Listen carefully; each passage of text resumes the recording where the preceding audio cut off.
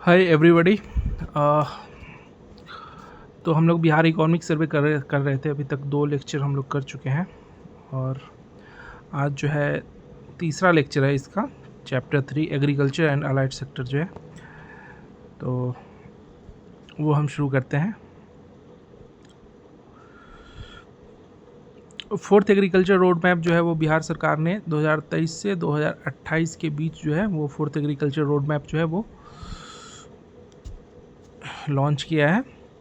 तो इसका जो है फोर्थ एग्रीकल्चर रोड मैप का जो पर्पस है, to enhance agriculture production and yield, the state government has adopted the fourth agriculture road map 2023-28 focusing on modern infrastructure and allied activities.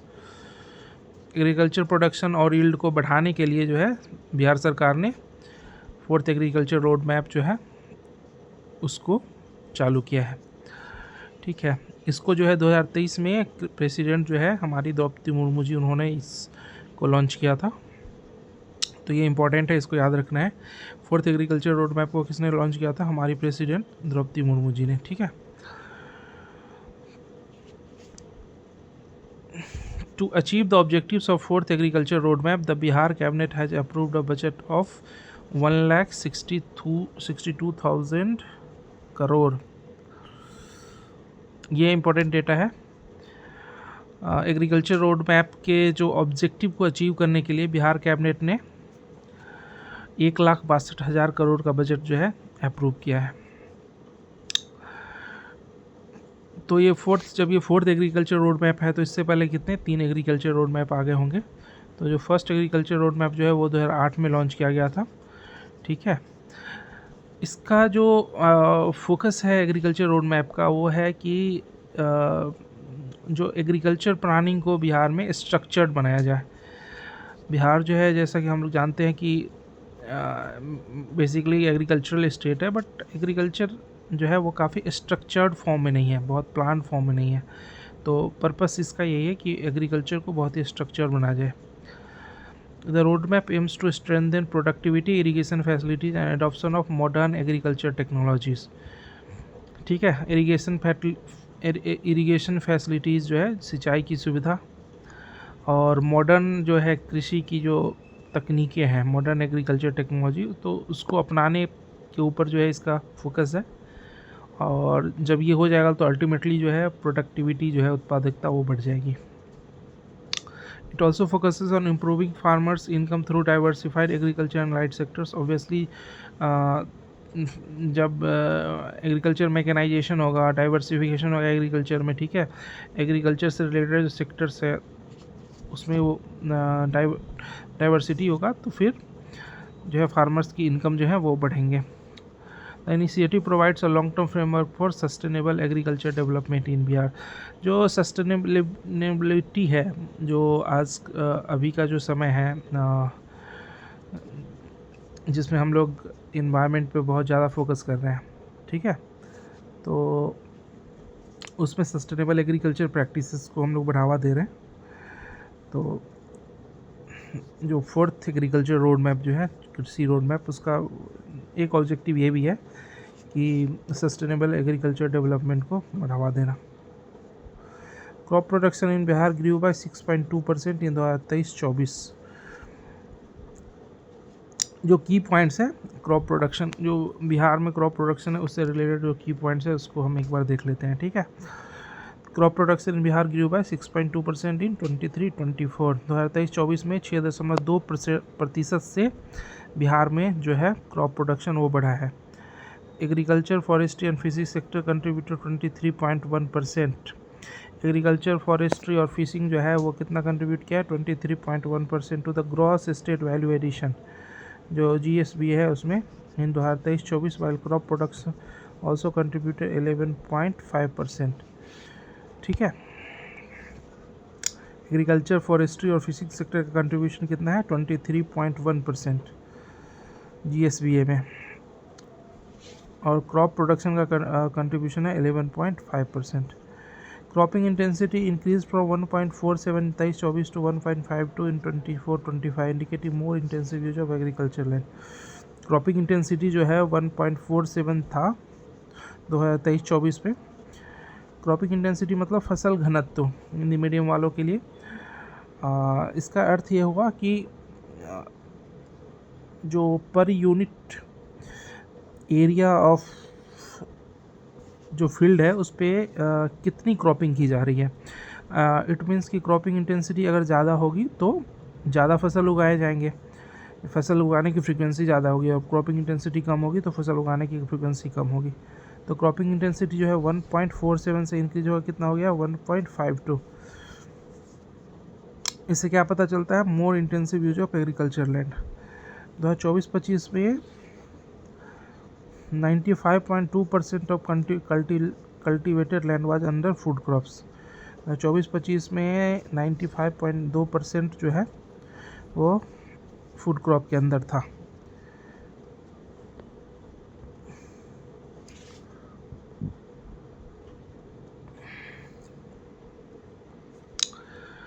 The share of cereals increased from 87.6% in 2021 to 89.2% in 24-25।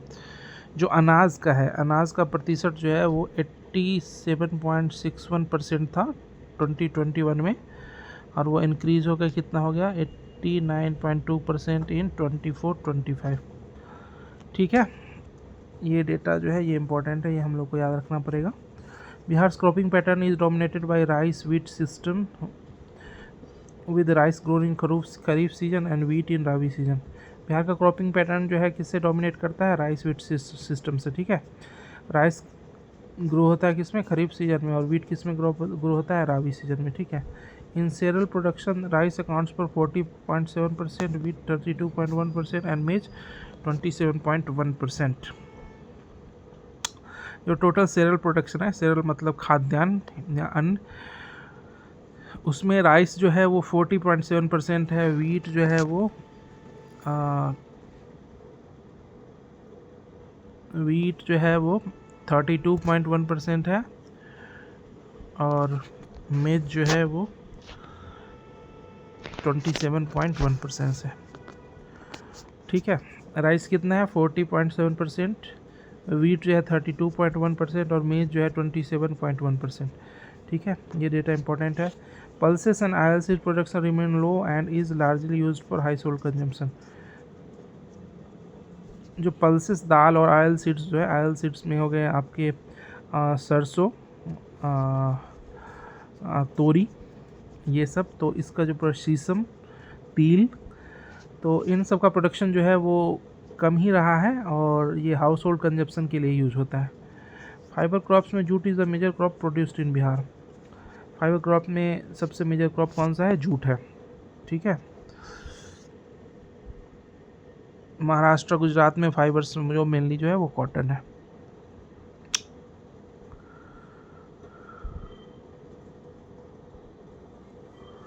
Important है। Production of wheat, rice, wheat, मेज and pulses in Bihar.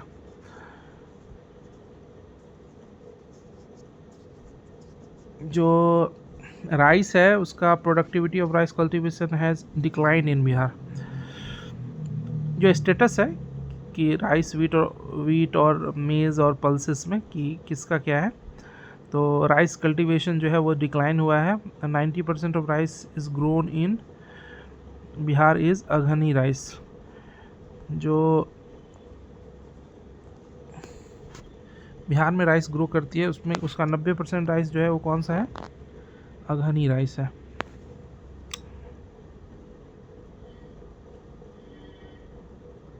ठीक है, रोहतास जो है वो leading producer of rice इन बिहार। रोहतास जो है बिहार में चावल का, राइस का सबसे लीडिंग प्रोड्यूसर है डिस्ट्रिक्ट। और रोहतास जो है वो लार्जेस्ट प्रोड्यूसर ऑफ वीट भी है, तो ये भी याद रखना पड़ेगा। ठीक है, Rohtas is the largest producer of rice and largest producer of wheat. Rohtas के पास राइस की प्रोडक्टिविटी भी सबसे ज़्यादा है। प्रोडक्टिविटी और प्रोडक्शन में डिफरेंस होता है। प्रोडक्टिविटी मीन्स पर हेक्टेयर कितना प्रोडक्शन हो रहा है राइस का, तो वो रोहतास में ज़्यादा है सबसे। सब सारे डिस्ट्रिक्ट में अगर आप कंपैरिजन करते हैं तो उससे रोहतास में ज़्यादा मिलेगा। वीट का जो है सबसे लार्जेस्ट प्रोड्यूसर कौन सा है, तो रोहतास डिस्ट्रिक्ट है। और प्रोडक्टिविटी वीट का सबसे ज़्यादा किस में है, बेगूसराय में। ये सब डेटा बहुत इंपॉर्टेंट है, ये सब जो है बहुत ज़्यादा चांस है कि ये सब पूछेगा, ठीक है। तो एकदम रट चाहिए सबको, बिल्कुल प्रीलिम्स में बहुत ज़्यादा आप लोग फ़ायदे में रहिएगा। Inter district variation in rice and wheat yields is low. जो इंटर डिस्ट्रिक्ट वेरिएशन है राइस और वीट यील्ड में वो लो है। इसका कहने का मतलब है कि जो यील्ड ऑलमोस्ट सारे डिस्ट्रिक्ट में ऑलमोस्ट सेम ही है, कुछ में थोड़ा कम होगा, कुछ में थोड़ा ज़्यादा होगा। तो इंटर डिस्ट्रिक्ट वेरिएशन इसी को बोलते हैं, ठीक है। अब मेज़ है इंटर डिस्ट्रिक्ट वेरिएशन इन मेज़ yield is relatively high with A coefficient of variation of 0.41। ये सब फैक्ट्स जो है कम ही चांस से पूछेगा, लेकिन फिर भी हम लोग देख लेते हैं। इंटर डिस्ट्रिक्ट वेरिएशन जो है मेज़ यील्ड में थोड़ा ज़्यादा है, कोफिशिएंट ऑफ वेरिएशन कितना है, 0.41, ठीक है। 5 डिस्ट्रिक्ट जो है पूर्णिया, अररिया, कटिहार, बेगूसराय, समस्तीपुर अकाउंट्स फॉर 50.6% मेज cultivation area and 58.1% of total मेज प्रोडक्शन। जो पूर्णिया, अररिया, कटिहार, बेगूसराय और समस्तीपुर, ये 5 डिस्ट्रिक्ट है, इसमें कितना है, 50.6% ऑफ टोटल मेज कल्टीवेशन, ठीक है। लगभग आधा जो है मेज़ है, और मतलब जितनी खेती होती है उसकी आधा खेती यहाँ होती है, और प्रोडक्शन जो है लगभग 58.1% प्रोडक्शन होता है मेज़ का। पूर्णिया जो है वो लीडिंग प्रोड्यूसर ऑफ मेज इन बिहार है, ठीक है। और अररिया हैज़ हाईएस्ट मेज प्रोडक्टिविटी, ये इम्पोर्टेंट है। लीडिंग प्रोड्यूसर कौन सा है, पूर्णिया, और प्रोडक्टिविटी में सबसे ज़्यादा किसका है, अररिया का। अब पल्स की देखते हैं। Patna is the leading producer of pulses in Bihar. Patna जो है दाल का सबसे लीडिंग प्रोड्यूसर है, पल्स का। पटना है also has the highest pulse productivity. Patna का पल्स दाल का प्रोडक्टिविटी भी पटना में सबसे ज़्यादा है, ठीक है।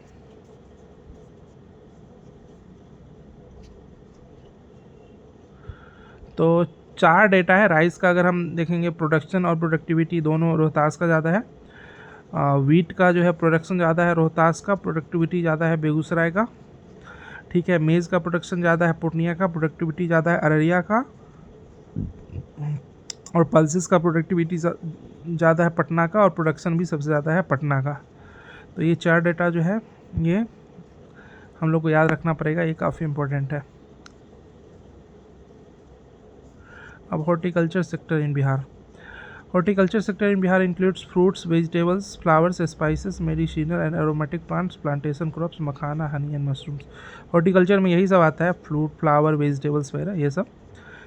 Fruits account for 24% of total horticultural area. जितना भी टोटल एरिया है उसका 24% जो है वो फ्रूट है, ठीक है। वेजिटेबल जो है उसका कितना है, जो है 58%। जो हॉर्टिकल्चर होता है, जो बागवानी कृषि बोलते हैं जिसको, उसका 24% जो है वो फ्रूट्स है, और 58% जो है वो वेजिटेबल यानी सब्जी है। 2024-25 में the most important fruit in terms of area is mango followed by banana.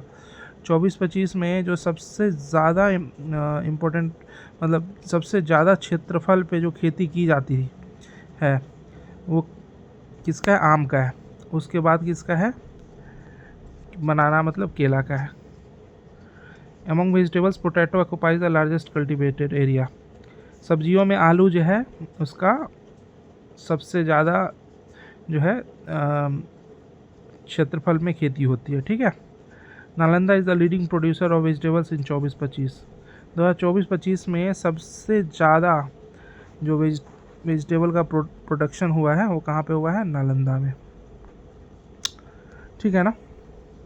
Leading producers of major horticultural crops, banana Madhubani, guava Rohtas, mango Darbhanga, onion Nalanda, potato Patna. तो ये सब याद रखना पड़ेगा। बनाना का मधुबनी, बनाना का हमको लग रहा था कि हाजीपुर तो सबसे ज़्यादा प्रोडक्शन करता है, लेकिन अब इकोनॉमिक सर्वे मधुबनी दे रहा है तो मधुबनी ही होगा। गावा रोहतास, अमरूद जो है वो रोहतास में सबसे ज़्यादा है, और मैंगो आम जो है वो दरभंगा में सबसे ज़्यादा है, ओनियन जो है प्याज जो है नालंदा में सबसे ज़्यादा है, और आलू जो है पटना में सबसे ज़्यादा है। ठीक है,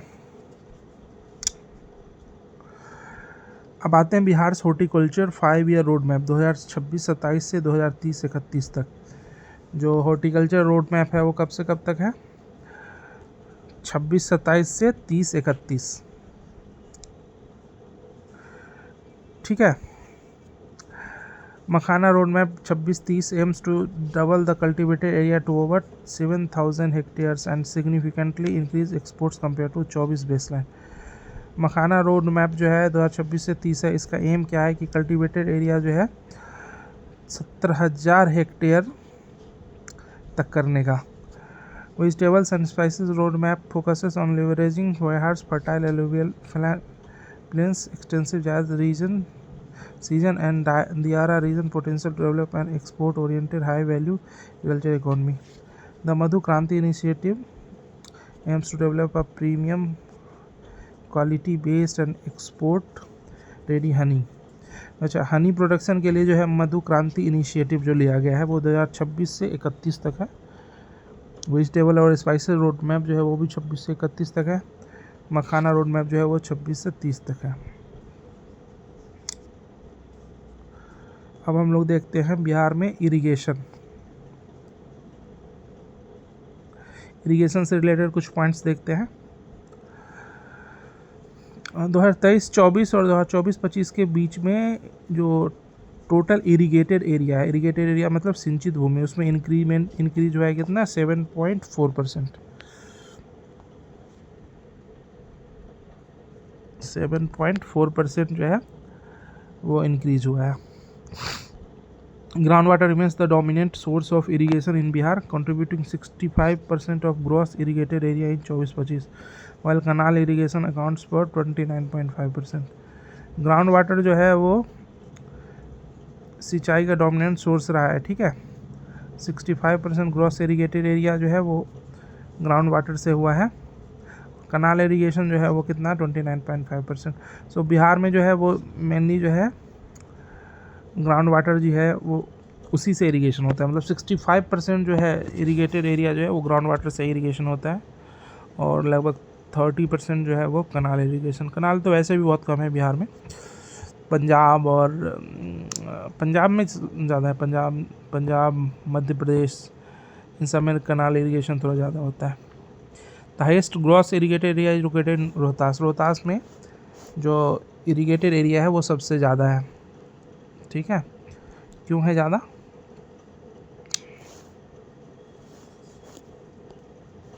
बिकॉज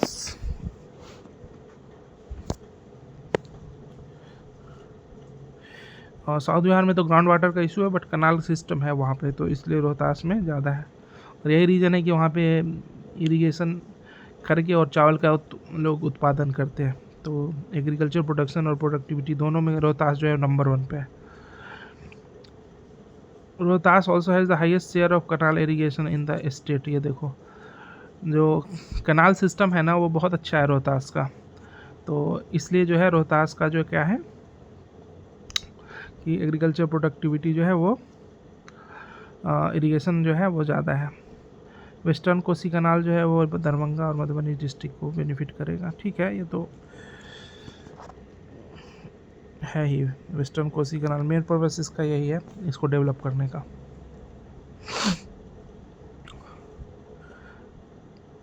अब हम लोग देखते हैं miscellaneous agriculture and light sector highlights of Bihar. Makhana के बारे में देखते हैं। Makhana board was constituted September 2025 to promote the production export of makhana in Bihar. सितंबर 2025 में मखाना बोर्ड का एस्टेब्लिशमेंट किया गया था। इसका क्या था?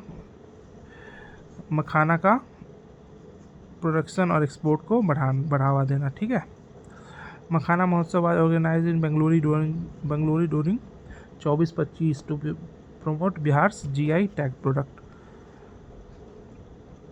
बंगलोर में क्या मखाना महोत्सव को ऑर्गेनाइज किया गया था 2024-25 में। ठीक है, और डेडिकेटेड HS कोड पर makhana has been developed to facilitate hassle free exports. जो एक्सपोर्ट्स को बढ़ावा देने के लिए, उसमें कोई प्रॉब्लम ना हो, उसके लिए क्या है, HS कोड जो है वो डेवलप किया गया है। HS कोड एक तरह का कोड होता है, वो WTO जो है वो प्रोडक्ट्स जो है जो एक्सपोर्ट या इम्पोर्ट करते हैं तो उसके लिए कोड का यूज़ करती है, ठीक है। The dryland horticulture scheme promotes crop diversification in 17 water scarce districts of south Bihar. जो ड्राईलैंड हॉर्टिकल्चर स्कीम है, इस बार 71st BPSC में क्वेश्चन पूछा था कि बिहार गवर्नमेंट जो है वो साउथ बिहार में जो वाटर की इश्यूज़ को ओवरकम करने के लिए क्या क्या स्टेप्स ले रही है, तो उसमें हम लोग इस पॉइंट को लिख सकते थे कि the dryland horticulture scheme promotes crop diversification 17 water scarce districts of south Bihar, ठीक है। Bihar is the leading producer of mushrooms in India. Bihar जो है मशरूम का लीडिंग प्रोड्यूसर है, तो मखाना का भी, मौ से मखाना और मौ से मशरूम।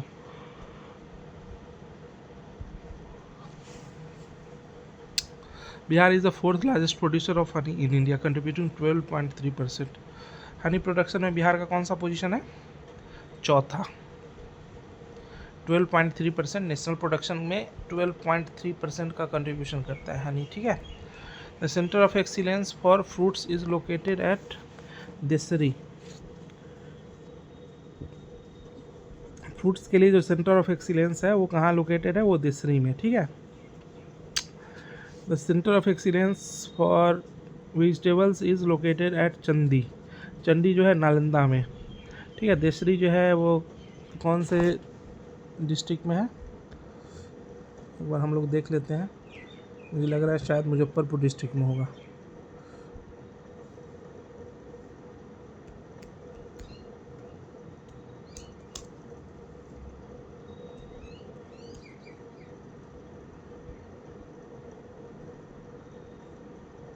वैशाली डिस्ट्रिक्ट में, ठीक है।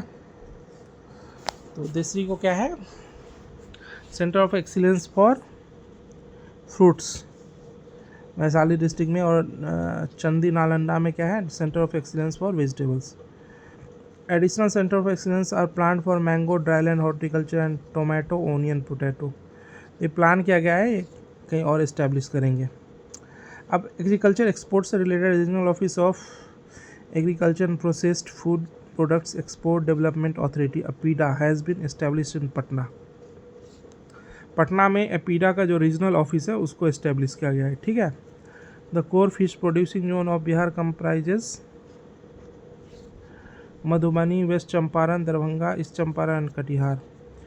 जो फिश प्रोड्यूसिंग जोन है बिहार का वो कौन कौन सा है, मधुबनी, वेस्ट चंपारण, दरभंगा, ईस्ट चंपारण और कटिहार, ठीक है। यानी कि कौन सा, ये कोसी रीजन वाला जो है डिस्ट्रिक्ट है, मधुबनी, वेस्ट चंपारण, दरभंगा, ईस्ट चंपारण और Katihar. Madhubani is the leading fish producing district followed by west Champaran. Madhubani क्या है, फिश प्रोडक्शन में सबसे लीडिंग है, सबसे आगे है, ठीक है। उसके बाद कौन सा है, वेस्ट चंपारण है। Urea accounts for the largest share of fertilisers used in crop cultivation. Crop cultivation में जो है फर्टिलाइजर्स यूज होता है उसमें सबसे अधिक परसेंटेज है वो किसका है, वो यूरिया का है, ठीक है। ऑर्गेनिक फार्मिंग की बात करते हैं तो जैविक और कॉरिडोर योजना इज इम्प्लीमेंटेड लॉन्ग्स था। ये ऑर्गेनिक फार्मिंग स्कीम जो है ये गंगा की जो आसपास वाले जो है डिस्ट्रिक्ट्स हैं, टोटल 12 डिस्ट्रिक्ट गंगा किनारे, लेकिन ये 13 डिस्ट्रिक्ट में है। ये ऑर्गेनिक कॉरिडोर योजना जो है ये बिहार सरकार ने चलाया है। ये कौन कौन से डिस्ट्रिक्ट है देख लेते हैं हम लोग एक बार। पटना है, नालंदा है, भोजपुर है, बक्सर है, वैशाली है, सारण, समस्तीपुर, बेगूसराय, लखीसराय, भागलपुर, खगड़िया, मुंगेर एंड कटिहार।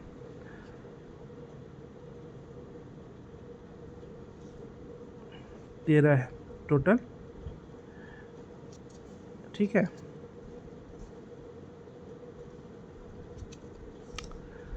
तो आज यहीं पे हम लोग इसको एंड करते हैं, कल फिर हम चैप्टर 4 करेंगे।